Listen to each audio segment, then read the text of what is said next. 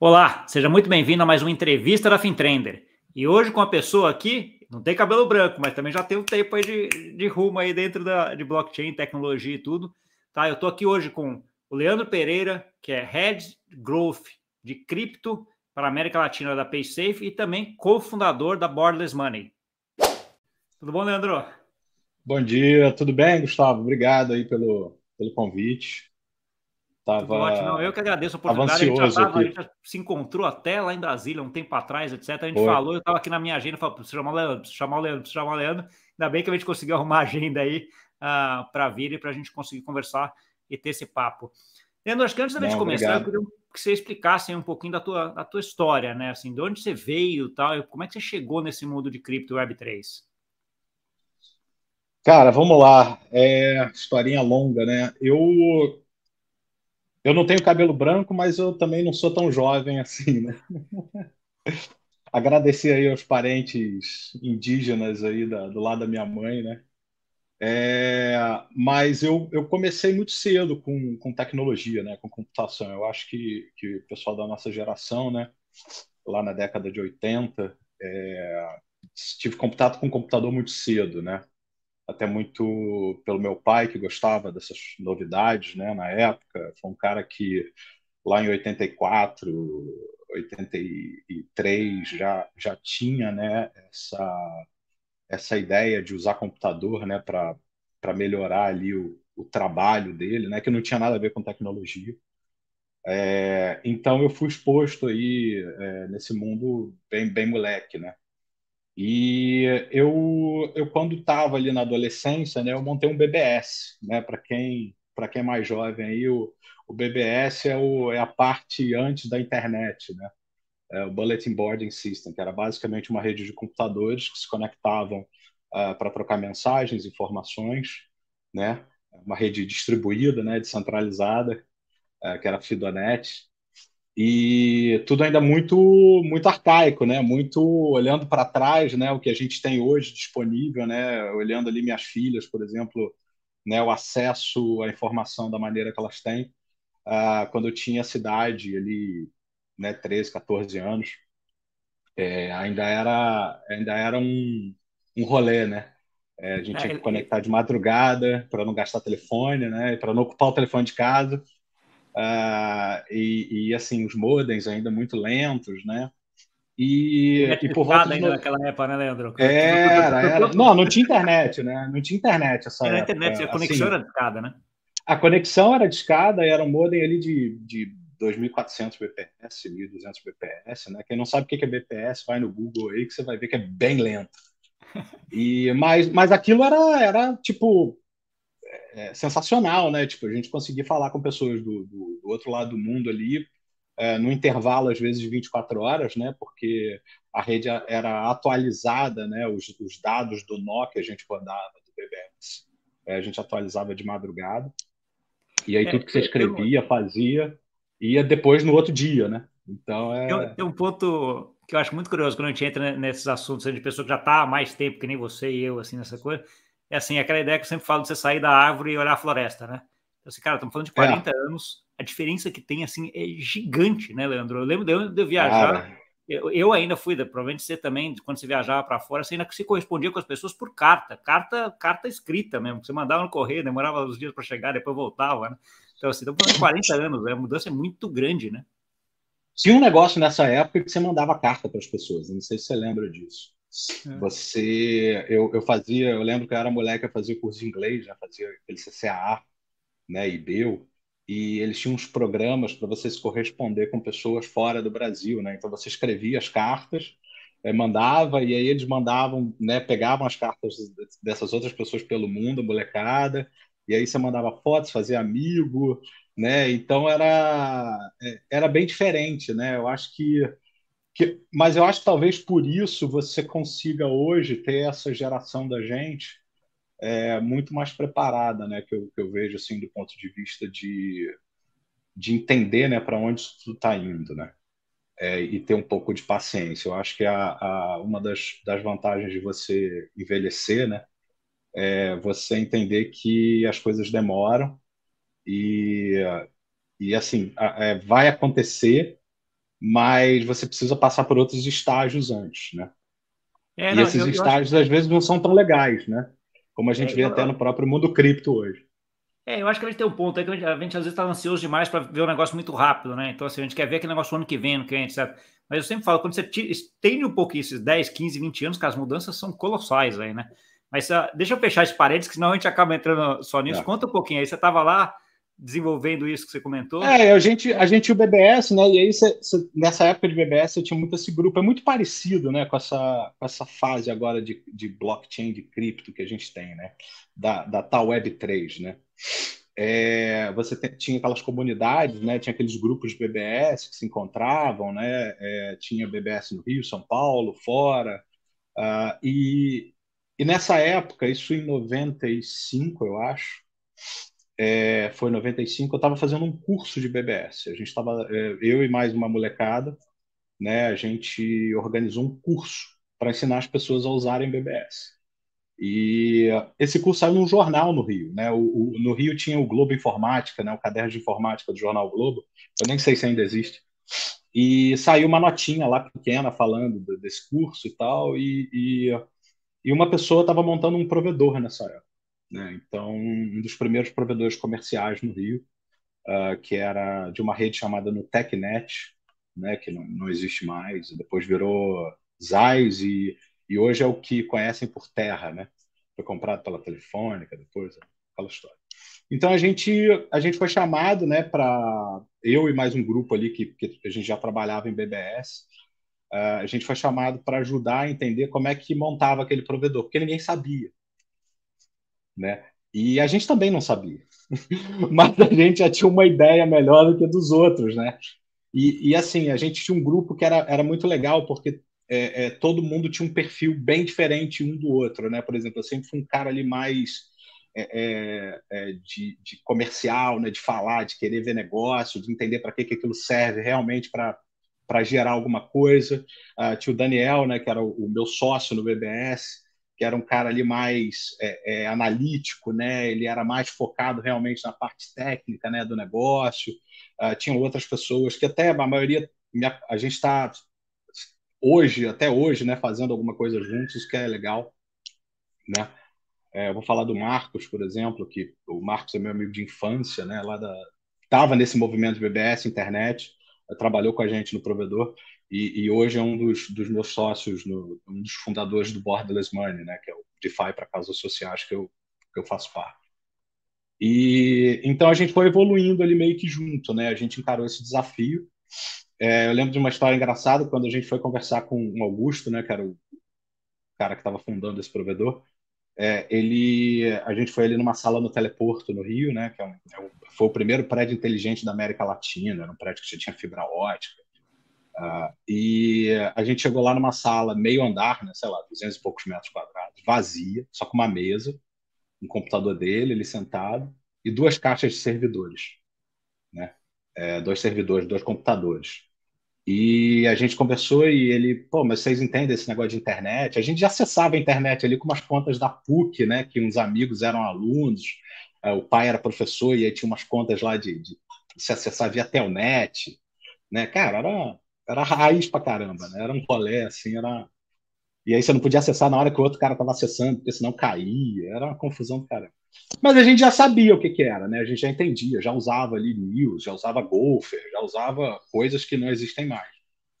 E aí esse cara, muito louco, né? Porque, tipo, pegou dois moleques que chegaram ali do nada a partir de uma nota num jornal e falou, pô, vocês querem montar isso aqui comigo? Né? Essa rede funciona assim, eu comprei essa franquia de provedor, né? E se vocês toparem, amanhã vocês estão indo para Porto Alegre com esse servidor aqui para aprender a configurar esse negócio, trazer ele de volta para a gente botar isso no ar. E aí eu, Cara, tipo, que coisa de maluco, né? E aí eu saí de lá, eu lembro, né? Eu e o Daniel, isso, o Daniel Marques, que hoje trabalha até na Amazon. E o Daniel olhou para minha cara assim, a gente, tipo, cara, e aí, que loucura isso aqui, né? Esse cara nem conhece a gente, deu um servidor que na época custava uma fortuna, né? Valores de hoje aí, a gente está falando de, sei lá, 20, 30 mil reais aquela máquina, né? e mandando a gente para Porto Alegre aqui com uma passagem, né, uma reserva de hotel, um endereço para a gente encontrar um pessoal, né? Tinha tudo para dar errado, né? Eu lembro que eu cheguei em casa, minha mãe olhou para aquilo e minha mãe olhou assim: mas como assim você vai para Porto Alegre com um cara que você mal conheceu, levar um computador numa mala? Vamos abrir esse negócio, né, para ver se não tem nada dentro. Vê o que tem aí. Deixa eu virar mula, né, de droga, sei lá. Aí eu para minha mãe assim, eu falei, não, o cara é legal, vamos, vai ser legal, vai ser divertido isso. E ela, não, vamos abrir. Eu tive que abrir, né, o Para ver se tinha um computador. computador Eu lá dela. desmontei. Não, eu desmontei o computador todo para ver se não tinha nada escondido dentro dele. E a gente depois contou isso até para o Augusto, tá? A gente dava risada, né? E aí botou e fomos para Porto Alegre, chegamos lá, tinha um monte de gente, que era essa Nutecnet, ela tinha em vários lugares do Brasil, né? Mas ninguém também entendia nada, né, do que estava acontecendo. E ali a gente meio que começou a entender, né? Começou a aprender. Na verdade, ainda era tudo muito novo, até para essa turma, né? Mas uns caras muito bons. E aí a gente voltou para o Rio, né? E começou a configurar tudo. Eu lembro que na época era Embratel, né? Embratel, nem sei se a Embratel ainda existe, né?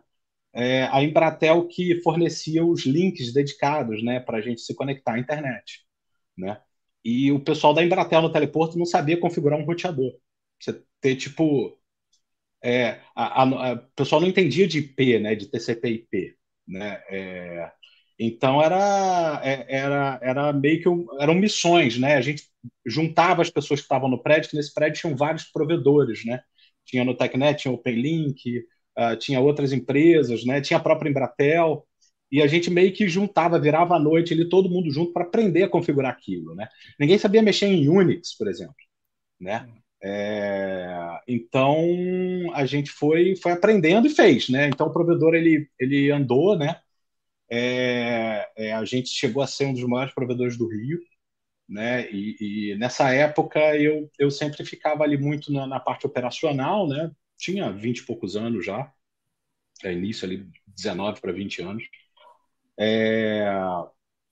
E eu comecei a cuidar mais, eu comecei a ver que tinha um interesse ali no institucional, né? Nas empresas, né? Para se conectarem na internet nessa época. A gente está falando aí de 96, 97, tá? Então a gente começou a fazer uma coisa engraçada que era o seguinte: a gente registrava os domínios, né? Coca-Cola com BR, Fanta com BR, Jornal Lance com BR, Jornal Globo. É sério, a gente registrava isso na FAPESP na época, né? E, e aí essas empresas depois elas começaram a procurar a gente, Para né? comprar o Eu falei, domínio. aí a gente imaginou, pô, vamos registrar esse negócio, sei lá, uma hora um maluco vai procurar a gente, ou ele vai processar a gente, ou a gente vai fazer negócio. E aí, na verdade, quando eles ligavam para procurar, a gente falava, não, olha só, eu te dou o domínio, fica tranquilo, você não, né, já teve empresa que mandou já comunicação extrajudicial, né, para gente. E aí a gente aproveitou isso para vender, né? Então eu acho que foi um dos primeiros provedores, né? Global, depois a gente saiu da rede no TechNet, virou GlobalNet, né? A empresa. E aí a gente começou a vender serviços de internet para as empresas, né? Eu comecei a estudar mais sobre segurança de rede, então a gente vendia consultoria, vendia firewall, a gente fazia linha dedicada, né, com par metálico, era uma loucura, porque nessa época era Telerge, tá? A gente está falando aí de o pessoal que reclama de internet hoje, de telefonia, né? Eu acho que eles tinham que voltar para essa época, né? Saber como era difícil você conseguir uma linha telefônica na década de 80, de 90, né? Declarava no imposto de renda, né? Porra, era uma loucura. Tinha pais de amigos que viviam disso, né? Os caras compravam e vendiam linha telefônica. Trocava por Mas conta aí, terreno. aí depois só o que aí, como é que você chegou na Nokia depois? Você passou um Mas tempão aí, na Nokia. aí a gente foi, né? Eu comecei a entender mais do mercado, né? A gente começou a entrar mais em empresa e tal, e o provedor ele entrou naquela época que várias empresas desse setor foram compradas, né? A bolha da .com depois, né? E a gente vendeu também, o provedor foi vendido. E nessa época me chamaram, a Nokia estava se estruturando no Brasil, né? Quando a gente fala Nokia, né? A Nokia foi uma das maiores empresas de telefonia do mundo, né? O telefone da Nokia era o que todo mundo tinha, né? Basicamente. Então a Nokia, só que ela tem uma área de redes, né? De infraestrutura, né? Que nem eu conhecia na época. E essa área de rede estava se estabelecendo no Brasil para começar a entender como é que ia ser esse movimento de privatização das telecoms aqui, né? Então, ela era muito forte com infraestrutura de rede GSM, né, com infraestrutura de rede celular lá fora, e estavam precisando de alguém para cuidar dessa parte de internet móvel, né, de internet banda larga. Ela tinha umas soluções, né? A Nokia tinha umas soluções, por exemplo, de ADSL, né? Isso já não existe. Ninguém mais fala, né? Eu vou assinar o ADSL, né?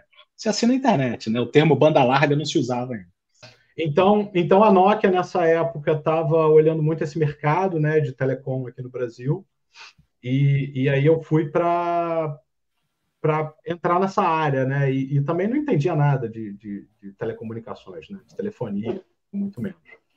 Mas, como sempre, né, a gente vai aprendendo, a gente vai se virando. E aí eu comecei a trabalhar com a área de internet móvel, né?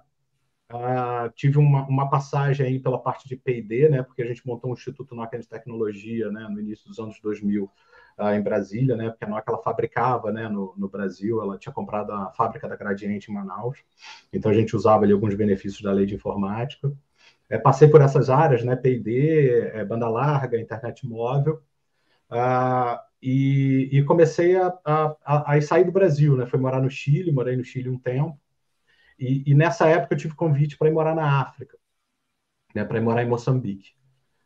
Mas aí já não era mais essa área de infraestrutura, né? De redes, né? Da Nokia. Era a área de telefonia mesmo. Então, a gente estava... A Nokia, né? Estava montando ali, estruturando essa área para atender o mercado africano, né?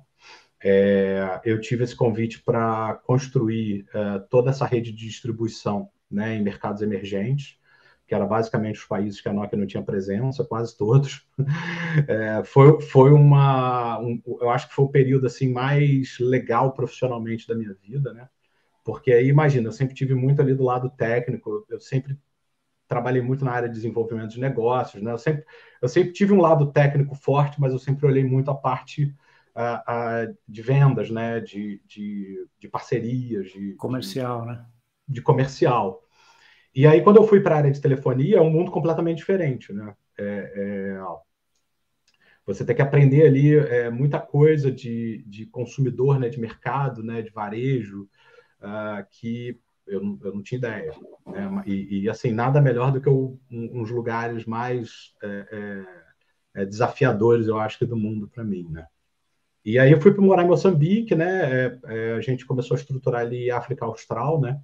E as ilhas, né? Do Oceano Índico, que atendia. Foi uma experiência bem legal. Depois eu mudei para a África do Sul, passei um tempo na África do Sul, porque era mais fácil ali de viajar, e a gente foi ganhando novos países, né? Essa área ela foi crescendo. E da África do Sul eu acabei indo morar em Dubai, né? Eu passei 6 anos ali na região, né? Entre Moçambique, África do Sul e os Emirados. E em 2012 eu resolvi tirar um sabático, né? Eu já estava muitos anos na Nokia, fiquei na Nokia aí 13, 14 anos. Estava com minhas filhas pequenas, a gente queria ali ficar mais perto aqui da família, né? Eu queria que as meninas passassem mais tempo com os avós, né? A gente sempre teve um vínculo muito forte aqui com a turma, né?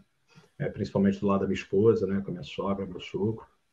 E eu pedi demissão, eu saí. Na época, a Nokia estava passando por aquela transformação de ser comprada pela Microsoft, então já não era mais a empresa que eu estava, né?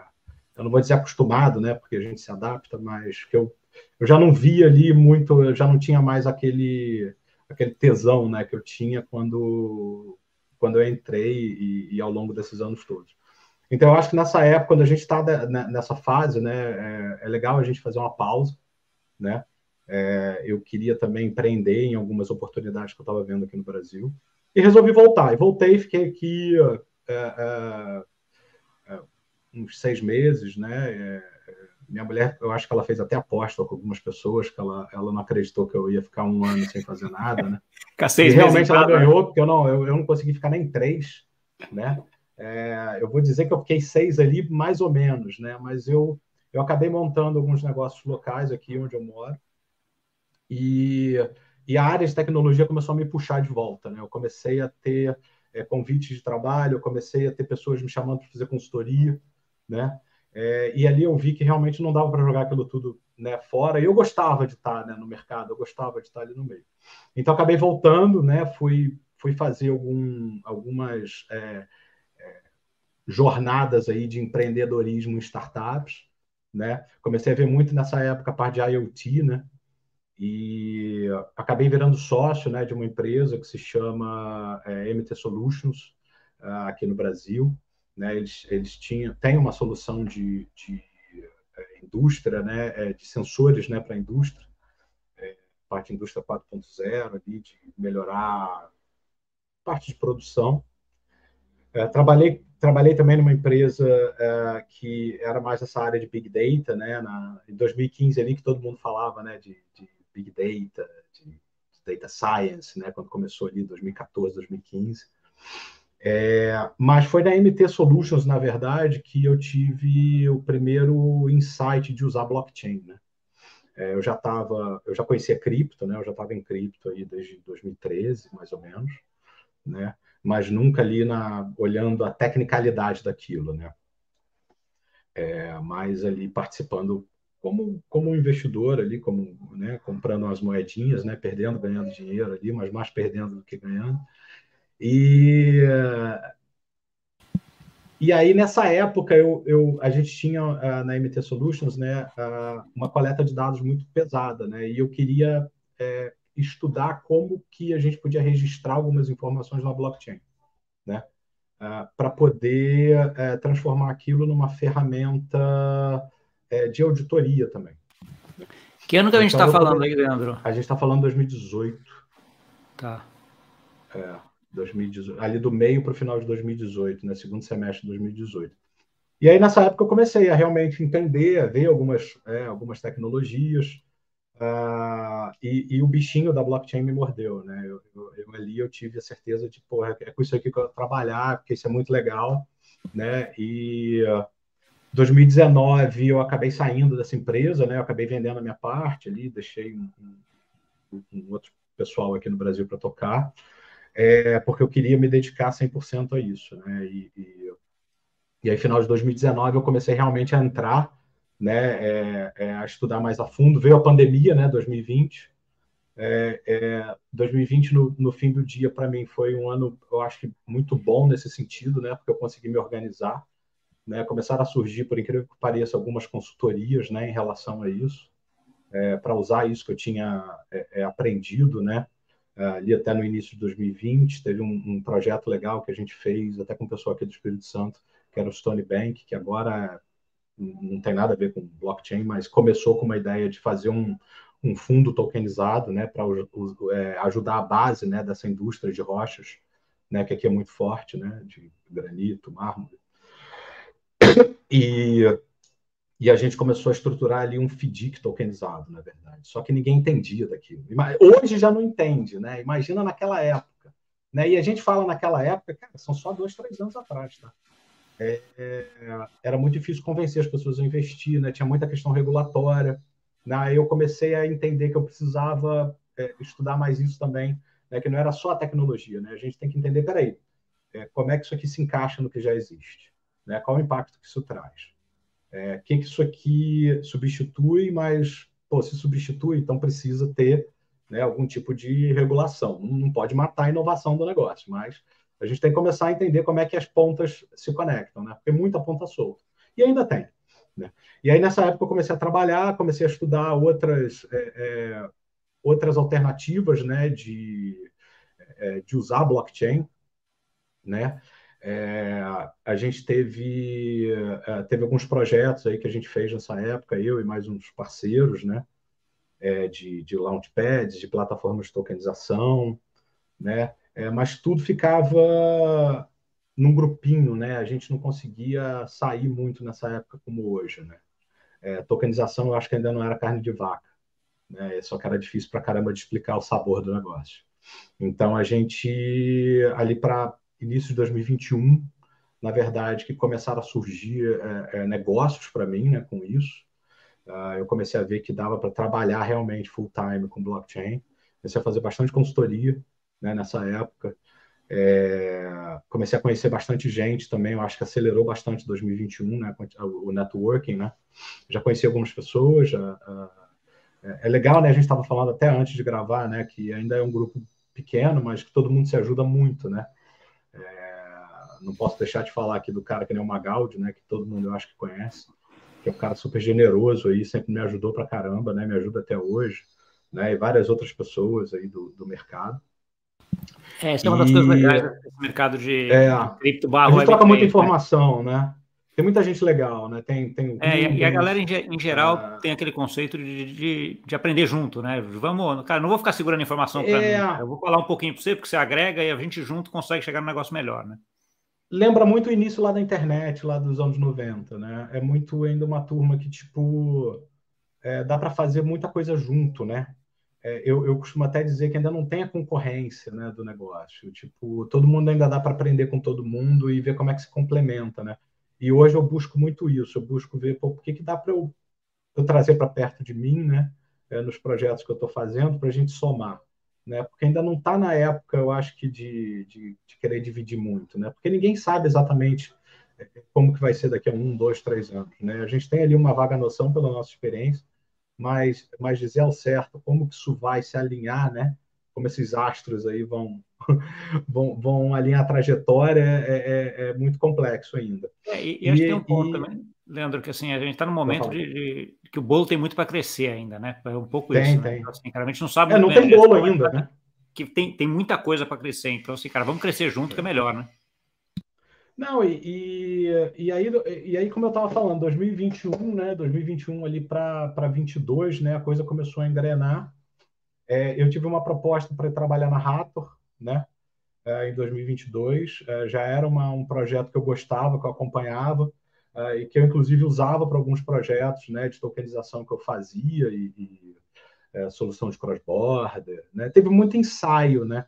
Eu acho que 2021, 2022 teve muito ensaio. Muita gente ali curiosa, pagando, né, por consultoria, isso era muito legal, para você poder explorar cenários. Né? Tipo, eu tenho isso hoje, e como é que meu negócio vai evoluir? Né? O que vai matar o meu negócio?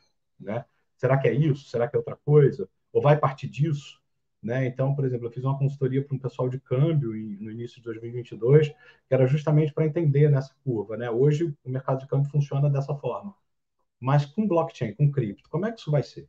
Né? E o que dá para usar hoje? Né? Como é que está a regulação? Quais são as empresas que estão fazendo isso? Né? Como é que a gente faz isso fora do Swift, né? Ou para onde que o Swift vai? Então era muito, foi ali 2021, 2022 foi um ano muito rico, né, de buscar informação, porque eu tinha realmente que saber falar daquilo que estavam me pagando, né? Então foi uma época muito boa, ainda é, né? A gente ainda está, eu acho que estudando bastante. Mas aí fui para a Rator. Na Rator eu tive um desafio ali que era estruturar a área de desenvolvimento de negócios. Né? A Rator assim, é uma blockchain super segura, né? Um projeto super robusto, né? Criado por brasileiros. Né? Foi uma experiência muito legal. A gente começou a olhar ali um outro lado, né? Porque o foco da Rator ela está muito ali no mercado financeiro tradicional, né? Tentando entender para onde que isso vai, como que ela pode contribuir. Né? É uma das poucas redes, né, públicas usadas em pilotos regulados, né? Tipo o piloto da QR Capital com a Vortex, da tokenizadora, usa a rede da Rator para tokenização de debenture, uma rede pública. Né? A B3 agora anunciou, né, que também vai usar a Rator. Então, quer dizer, é um projeto muito que eu acho que ainda tem muito para crescer, né? Muito legal, eu gosto muito do pessoal. Trabalhei lá um tempo, esse ano eu tive a proposta de ir para a PaySafe, né? A PaySafe é uma empresa de pagamentos tradicional, né? Só que eu acho que como todas essas empresas tradicionais estão olhando agora cripto, né? Principalmente pagamentos em cripto, né? Com uma outra ótica, né? Então eu entrei para cuidar de América Latina, né?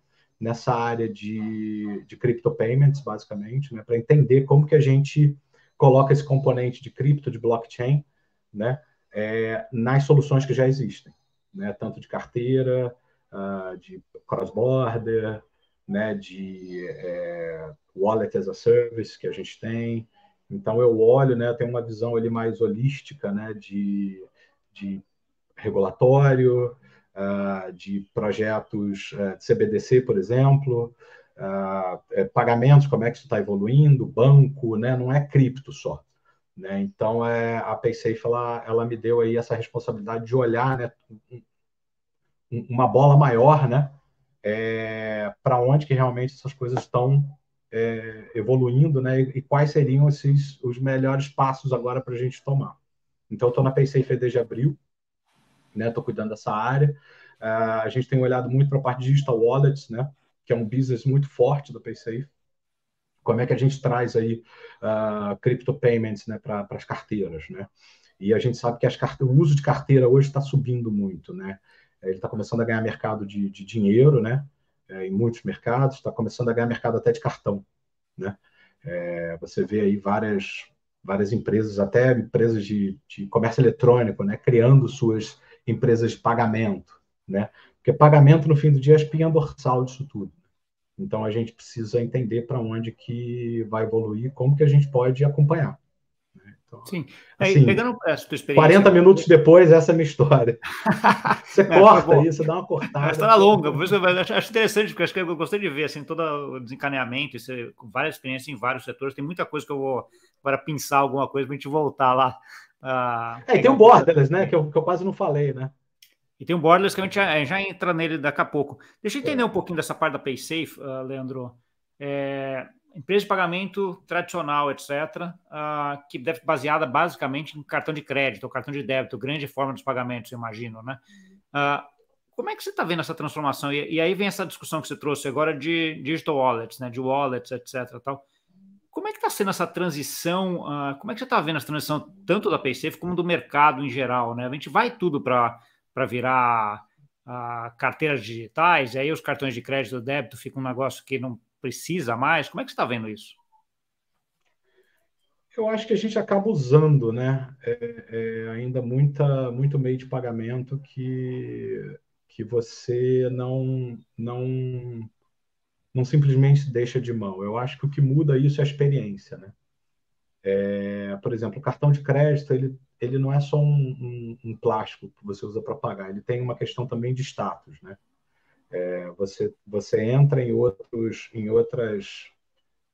nuances, né? Que não é só você analisar para que serve, né? Você vê que hoje, se você olhar aí os números, eu não sei agora de cabeça, mas depois eu posso te passar. A quantidade de cartões de crédito emitidos que não são utilizados é gigante, né? É monstruoso. Né? Apesar de 70% do comércio eletrônico hoje, principalmente no Brasil, ser, né, via cartão de crédito, né? Pix está ganhando muito, etc. Mas você tem ali também uma questão cultural, né, de alguns lugares, né? Por exemplo, no Brasil, compra parcelada ainda é muito forte, né? O brasileiro compra muita coisa parcelada. Em outros países isso não é tão forte. Por exemplo, você vai olhar o Peru que domina é dinheiro, né? Cash payment. Né? Então, por exemplo, a PaySafe ela tem uma solução que são vouchers, né? Que você pode carregar dinheiro e a gente gera um voucher. E esse voucher pode ser usado em comércio eletrônico, em aposta, em várias coisas. Então, quer dizer, cada lugar tem uma dinâmica, uma peculiaridade diferente. Mas se você olhar ali o crescimento de carteira, né, de wallets, de uma forma em geral, elas têm crescido, né, em todos os países muito, né, principalmente por causa do celular. Né? Eu, por exemplo, hoje já não uso mais carteira física. Né? Eu geralmente uso carteira quando eu viajo para não perder o cartão de crédito, porque eu vou usar no aeroporto, para uma sala, mas assim, para pagar com cartão eu já não uso, eu uso o telefone. Né? Eu uso NFC, eu uso QR Code, né? Eu dificilmente uso o cartão de plástico. Né? Então, eu acho que a experiência vai trazer a evolução disso. Né? Essa experiência está cada vez melhor. Você já veja, você paga com relógio, você paga com... Né, Sim, com mas anel. acho que tem uma discussão aí quando a gente entra nisso, né, que assim, uma discussão é o meio de pagamento, né, porque quando você está pagando com NFC, quando você está pagando com relógio, etc., você está pagando com número, com cartão de crédito, no final das contas, né? Assim, tem que ter o cartão de crédito atrelado a isso, né? quando a gente está falando de wallet, a gente não obrigatoriamente precisaria, né? A gente poderia ter lá um dinheiro na wallet direto e pagar direto da wallet, e ter provedores de serviços, né? Aquele Pay Now, como é que é?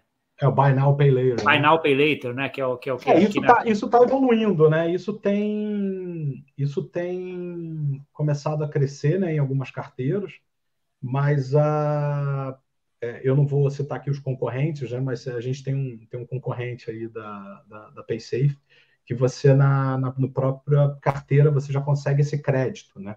Você não precisa de um número de cartão, você já consegue pagar 12 na carteira vezes, direto, não precisaria, né, da rede do cartão, né? Isso que é uma coisa interessante que você falou dessa parte de experiência de cartão de crédito. Minha filha está com 15 anos agora, eu fiz uma conta dela aqui numa dessas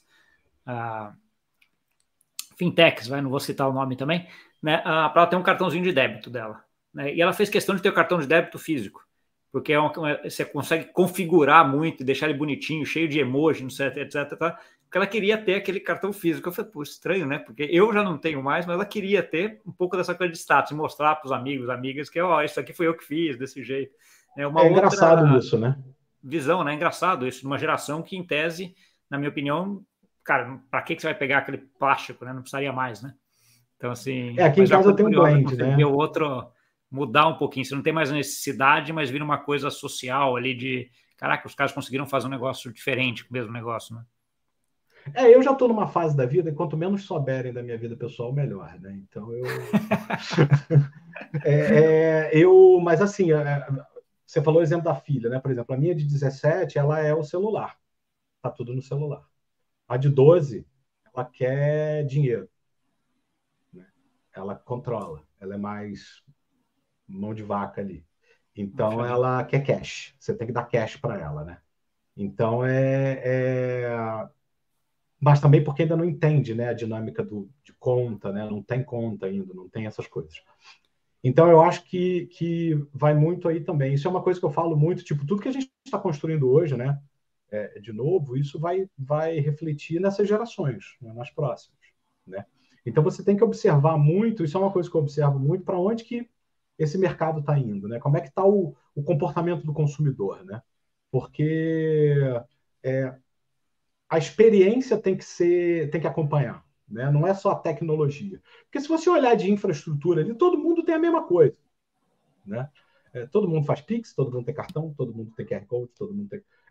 tipo, mas ali a experiência, né? E aí você vai falar de uma experiência de uma carteira de telefone, por exemplo, né? Uma carteira que nem a Apple Pay, né?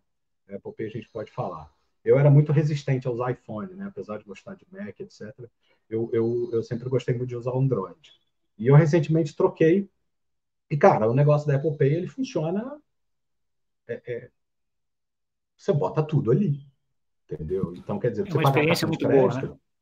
Cara, você tap, né? E isso eu acho que é um movimento que está acontecendo natural. Você cada vez vê mais gente na rua fazendo isso, né? Você vê a integração disso com o transporte público, né?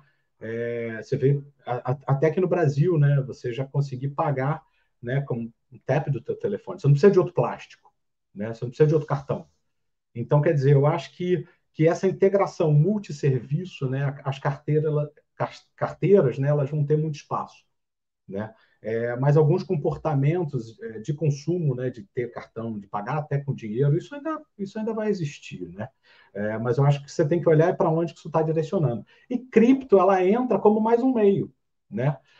Cripto hoje, se você olhar países aí como a Argentina, por exemplo, Venezuela, né? México para cross-border, para remittance, né?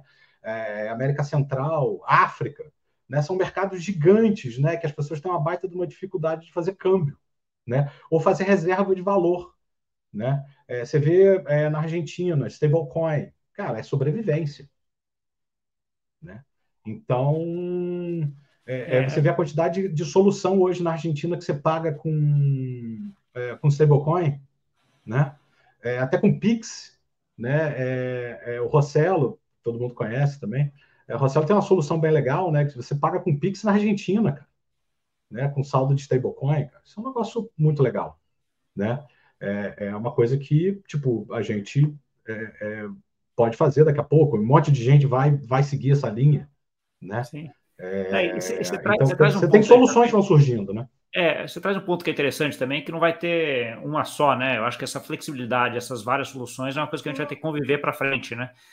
E aí eu queria comentar, puxar um outro assunto que eu vejo você é bem ativo no LinkedIn, né, André? Eu vejo, até acompanho vários posts que você tem colocado lá. E recentemente eu vejo você colocando muita coisa sobre interoperabilidade em redes de blockchain, né? Acho que são dois temas, pelo menos. Não sei se eu que estou sendo atingido, porque o LinkedIn só me direciona isso, mas são dois temas que eu vejo você falando muito lá, que é interoperabilidade e sobre Zero Knowledge.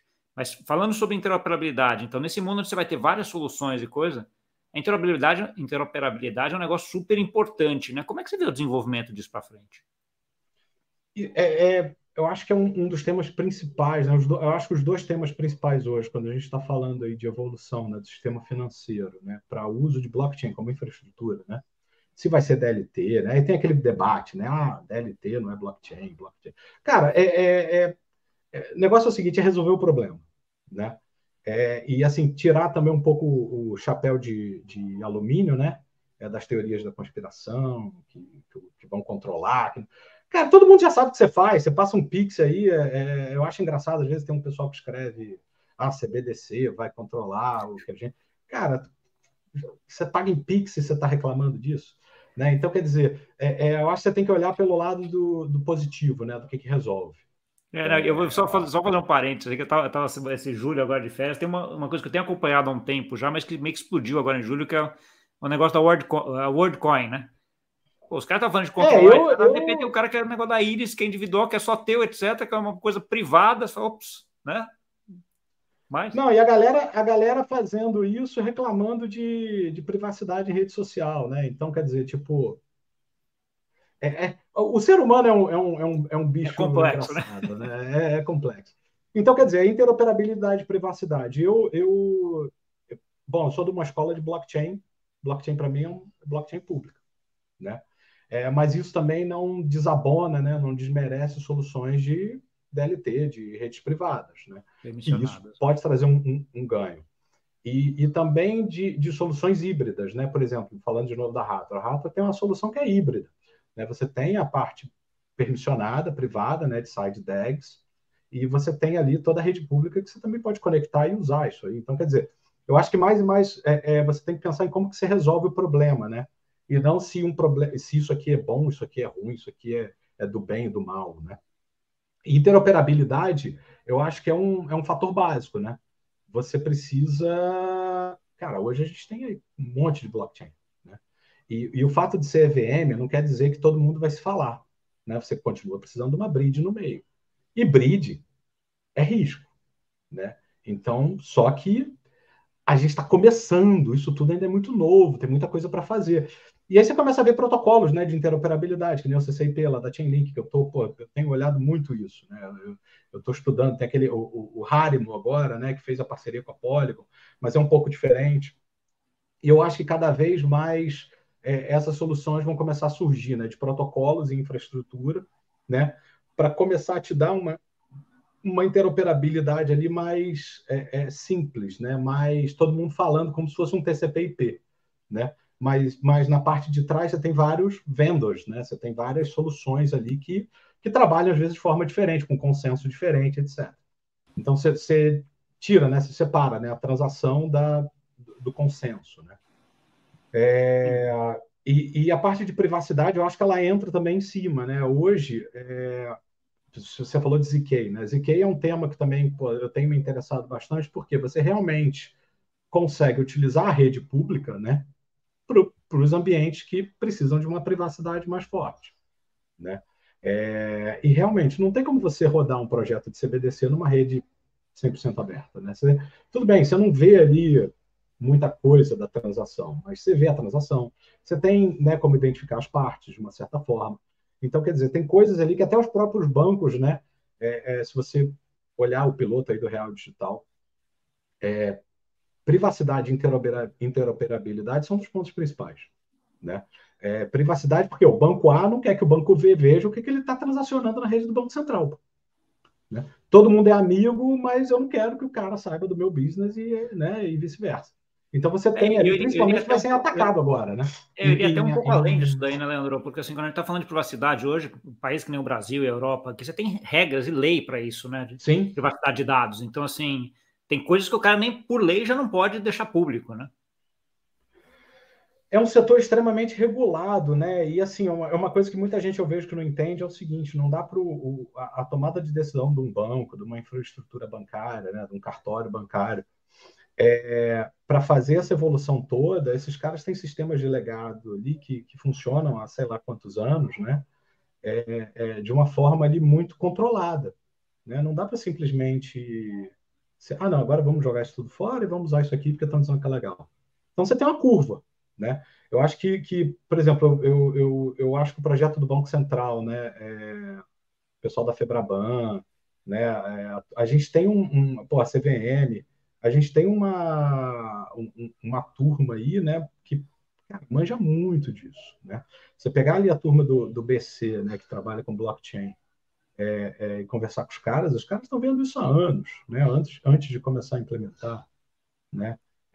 A gente tem que levantar bandeira para isso, né? E se olhar o nosso sistema financeiro tradicional em relação a outros países, né, que é unânime, cara, a gente é muito mais evoluído.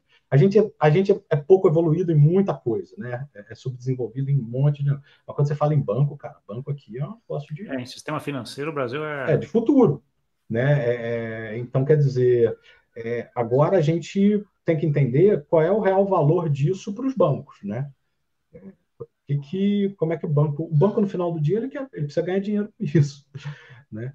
Como é que ele ganha dinheiro, reduz intermediação para reduzir custo, né? Fornece esses serviços de uma forma mais dinâmica, né, para o mercado, né? Quando você fala em tokenização hoje, eu acho que a ideia toda de tokenização, primeiro, é desintermediação, transparência, né? Transparência não de uma forma aberta, mas transparência das partes. E você tem a questão de time to market, né? Hoje, se você for pegar um empréstimo de pessoa jurídica, cara, sei lá quanto tempo vai levar. Quantos papéis você tem que levar para o banco. Tem. Né? Aumento de eficiência operacional nesse sentido, né? De que se você tem vários ativos. Não, você tem coisas tokenizadas ali, você consegue mover, né? Colateralizar esses dados muito mais rápido, né? Você consegue ser mais eficiente. Eu acho que a busca disso tudo aí é trazer eficiência, né? E explorar novos serviços, que, sinceramente, cara, nem a gente sabe, né, o que vai vir. Né? Tem coisas aí que ainda vão ser criadas que a gente nem imagina. Se a gente imaginasse, a gente já estava fazendo. Então, eu acho que está muito ali na... A gente está como a internet em 96, 97, né? Estava se criando e se entendendo e se regulando também, né? A internet não foi regulada, né? A gente em cripto, né, em blockchain, a gente também está entendendo como é que isso vai, né, se acomodar, né, no TradFi. E a interoperabilidade ela não é só ali de blockchain com blockchain, você tem que interoperar com uma série de outros serviços, né? Pagamento, rede de pagamento, né? Para o consumidor, cara, lá na ponta, tem que ser indiferente. O cara tem dinheiro na conta para gastar, né? Para usar. E aí ele tem uma série de produtos que ele pode estar utilizando como reserva de valor, como investimento, etc. Mas eu acho que a gente já está começando a entender isso, né? A parar de falar muito do tecnês, né? Inclusive, se você for em alguns eventos, né, você já vê um público, né, que não é tão especializado no que a gente está acostumado a ver, né, cripto, blockchain, infraestrutura, etc. Mas já está começando a entender para que aquilo serve na ponta. Né?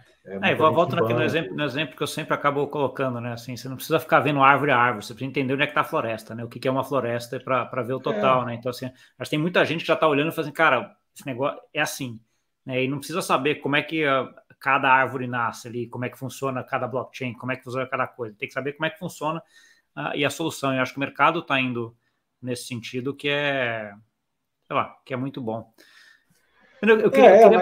Só para concluir, ZK você pode usar ZK para muita coisa hoje, né? Você tem criar soluções de ZK, por exemplo, para essas provas de fundos, né? De exchange, né? Você pode ter uma prova de fundos rodando em ZK a cada 24 horas que você verifica se realmente a exchange tem aquilo que está dizendo, né? Numa blockchain pública, com toda a privacidade para trás. E onde o próprio usuário verifica, né, isso. Então, quer dizer, você tem várias soluções aí que você vai ter que implementar, por exemplo, stablecoin com CBDC. Como é que isso vai funcionar? Né? Como é que sai de um lado para ir para o outro?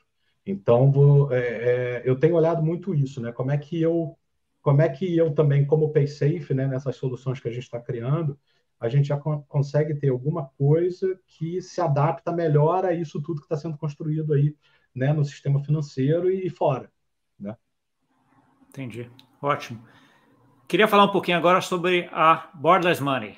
Conta um pouquinho como é que veio a ideia de criar a Borderless Money, que dor que ela vem a atuar, como é que é o modelo de negócio? Fala um geralzinho para a gente dela. Bom, Borderless é basicamente um DeFi para impacto social, né? O Borderless ele nasceu de uma outra ideia que eu estava construindo, né, com um dos cofundadores, que era um pool de investimento em DeFi, né, usando DeFi para startups. Só que aí a gente chegou à conclusão que startup a gente ia precisar de muito dinheiro, que o negócio ainda não está maduro o suficiente para esse tipo de coisa, mas que esse modelo se aplicaria legal para impacto social, né? Principalmente para trazer iniciativas e projetos que hoje talvez não tenham acesso a um capital mais formal, né? A fundos de impacto social, fundações, etc. Né? Às vezes é aquele projeto que está ali numa comunidade que ensina, né, computação para meia dúzia de criança, que o cara não tem um CNPJ, o cara não, ele está só tentando fazer um negócio legal, né? Então a gente teve essa ideia de criar um DeFi onde você basicamente aporta, né, o capital e a gente gera, né, o yield, né, o retorno daquilo ali e distribui para as causas sociais que estão na plataforma, né? O problema que a gente resolve, a gente dá, bom, primeiro transparência, né? Não é doação, né? Você não está doando o teu principal, você coloca um capital que hoje provavelmente já está parado na tua carteira, você não ia estar fazendo nada com ele, né? E aí esse rendimento que é gerado, ele é distribuído, você pode sair a hora que você quiser, né? E isso acaba abrindo, como eu falei, o espaço para várias iniciativas, né?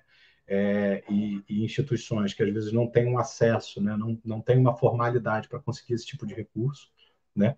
Mas ainda é um projeto que ainda está muito no início, né? A gente teve o lançamento ano passado, né?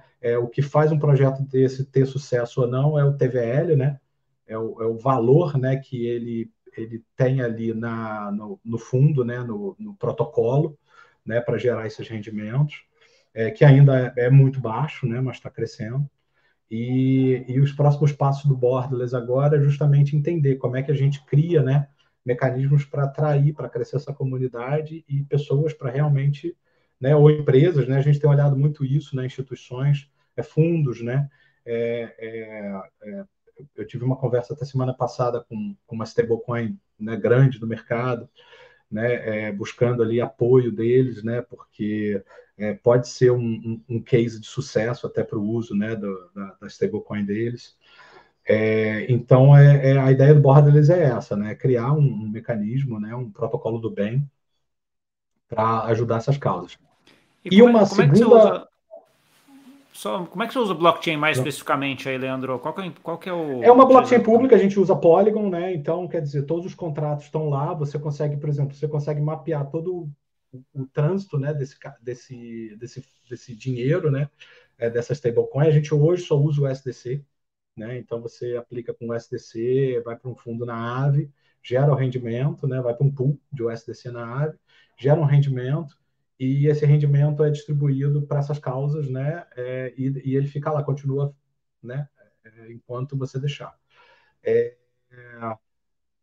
Os contratos estão todos, né, abertos, então quando a gente fala em transparência, você realmente vê para onde esse dinheiro está indo, para a carteira, né, da causa, né? Tem algumas coisas ainda que a gente não controla, né, que não resolve, é depois que eu entrego, né, esse capital para a causa social, lá para o projeto.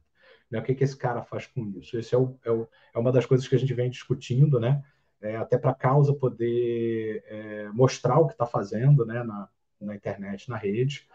Né? A gente sempre teve uma ideia muito de transformar o Borderless numa DAO, mas eu sinceramente acho que essa ideia de DAO ainda não está madura o suficiente, né?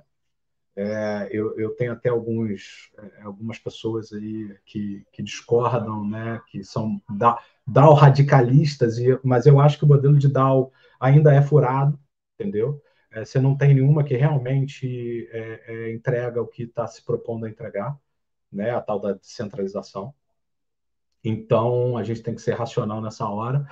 Muita coisa no Borderless a gente ainda aprova, né? A gente aprova essas causas, a gente vai ver se esse cara realmente existe, né? Mas ela é permissionless, qualquer um pode ir lá e se cadastrar, né? Botar informação. E a segunda etapa agora, e já está funcionando, na verdade, são os votos, né? Então, a gente está entregando para a comunidade votar nas causas, né? E validar essas ações que elas estão fazendo, né? Então, em breve, vão subir novas versões, e vai ter um espaço para as causas colocarem o que elas estão fazendo com o dinheiro. Aí eu recebi, sei lá, 10 USDC aqui. Eu comprei um lanche para a molecada que vem aqui para o projeto, né? E está aqui, aí todo mundo vai lá ver, né? Mas assim, não tem resposta para tudo, né? Até porque isso ainda é um negócio muito experimental, né? A gente ainda está vendo como isso vai evoluir. Como é que você faz aí? Porque você tem, além de toda essa estrutura de DeFi, onde você tem lá onde aplica, você tem a parte também do off-ramp, no final das contas, né? Porque essa pessoa que vai receber 10 USDC na ponta vai ter que transformar aquilo lá em reais para fazer coisa. Como é que é essa transformação, né, André? Você tem um componente educacional muito forte hoje, eu acho que cripto como um todo, né? Eu acho que grande parte do nosso papel, né, por estar nesse meio, a gente tem que estar 50% do tempo educando as pessoas, né, e 50% educando a gente. Então, o Borderless, a gente tem umas parcerias, né, com algumas empresas, com a LoopPay, com a Go Blockchain, né, com a MobUp lá do Cagiano, né? O Cagiano é advisor do projeto, né? Ele está cuidando, junto até com a Carol Nunes lá, que você também deve conhecer, do Inspire, dessa parte toda de contrato inteligente, né? E a parte toda da dinâmica, né, do site. Agora, como que isso vai refletir lá na ponta, né? Como é que esse cara vai sacar? Educando, não tem muito caminho. Explicando para ele como é que ele usa uma carteira, né? Hoje a gente tenta fazer de uma experiência mais simples possível, né? Você entra no Borderless, se você não conhece nada de cripto, você consegue criar uma carteira com teu e-mail, né? No browser, uma web wallet. Você consegue ter informação lá dentro explicando como é que você faz para depois transformar isso em dinheiro na sua conta, né? Então, mas de novo, tudo ainda parte da evolução do processo, né? A gente tem um grande problema de experiência, né, em cripto. Eu acho que a próxima fronteira é melhorar essa experiência do usuário, né? Que nem a gente falou sobre pagamento, né? Explicar menos o que é cripto, o que é blockchain, mas explicar mais por que você pode usar aquilo, entendeu? Para que aquilo te traz benefício, né? Independente se é papel, cartão, né? Um registro na blockchain. Mas eu acho que o desafio está aí, educar, né? Você sempre tentar educar mais e mais as pessoas. Boa. Eu tenho mais ou menos um tempo aqui, a gente já passou um tempinho aqui do que tem em geral. Vai falando, né? Mas foi muito boa a conversa, acho que foi show. Eu queria te deixar um tempo agora para você dar uma mensagem final e onde o pessoal continua essa conversa contigo. Olha, como você falou, eu estou muito ativo ali no LinkedIn, né? Eu uso muito o LinkedIn para praticar um pouco aquilo que eu estou estudando, né? Aprendendo. Então, eu tento estar escrevendo, né, alguma coisa ali sobre os temas que eu estou olhando. E é basicamente ali. Você me acha no LinkedIn com o meu sobrenome do meio, que é Chamarela, linkedin.com/in/chamarela, SCIAMMARELLA. Depois eu vou colocar aqui na descrição do link para todo mundo ir direto lá e já chegar direto no teu LinkedIn lá. Tá bom? Leandro, acho que é isso, cara. Obrigado aí por ter aceitado essa conversa espetacular. Ter respondido à altura. Oi? Espero ter respondido aí à altura, né? Porque foi ótimo. É espetacular entender até essa tua trajetória, né? De alguém que começou há um tempo atrás, trabalhando na parte de tecnologia, Nokia, teve uma experiência internacional, entrou em blockchain, está aí na PaySave com algumas outras iniciativas, com a Borderless Money, estava lá na Rata. Então, assim, você está bem junto no ecossistema e ajudando e com a cabeça bem legal, né? Acho que essa esse mix de coisa nova com coisa que a gente já tem de bagagem ajuda muito aí para a gente entender e ver até para onde vai esse mercado aí, que é um pouco do que você falou. A gente não sabe o que vai ter lá dentro, mas a gente sabe que a direção é mais ou menos essa, então vamos nela, né? Tem que continuar fazendo, né? Tem que continuar construindo, né? Continuar estudando, né? E uma coisa que assim, se eu posso dar uma dica, né? Não se fechar muito para ideias radicais sobre uma tecnologia que funciona melhor que a outra ou uma rede que funciona melhor que a outra. Tentar olhar tudo, né? Porque eu acho que tudo hoje em dia tem algum benefício ali e também tem um lado ali que talvez não funcione tão bem. Tá tudo muito no início, né? Eu acho que tem que olhar, tem que tentar entender de tudo, né? E buscar um networking forte também de gente que está com essa mesma proposta, né? De estudar, de aprender, né? E discutir, né? De forma saudável, né? Sobre esses assuntos. Sem o chapéu de papel alumínio, né? Sem preconceito nenhum, né? Coração aberto. Porque não... Né, vamos entender aí os lados, né, as pontas, não trazer política e opinião pessoal para o lado. Vamos olhar a tecnologia, vamos olhar blockchain como infraestrutura, né? Blockchain é infraestrutura. Vamos tirar proveito do que ela entrega como infraestrutura, né? E eu acho que é por aí. É onde eu tento ficar. Eu tento sair de tudo que é polêmica, conversa e debates. E eu falo, cara, tá, mas peraí, vamos olhar aqui na infraestrutura. O que isso é relevante? Isso não é relevante. Então, não me interessa. Tá bom. Leandro, brigadão aí por... Cara, obrigado aí, obrigado, pessoal. Conta comigo aí que precisar. Valeu pela oportunidade.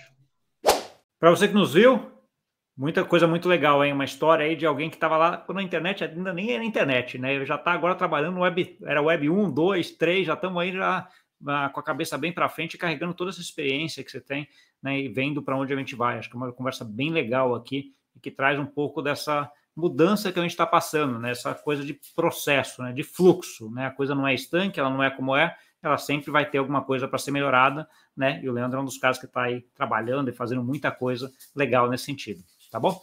Espero que você tenha gostado. Se gostou, não esquece de compartilhar com aquele amigo e amiga que gosta desse assunto. Dá o like, se inscrever no canal e até semana que vem. Tchau, tchau.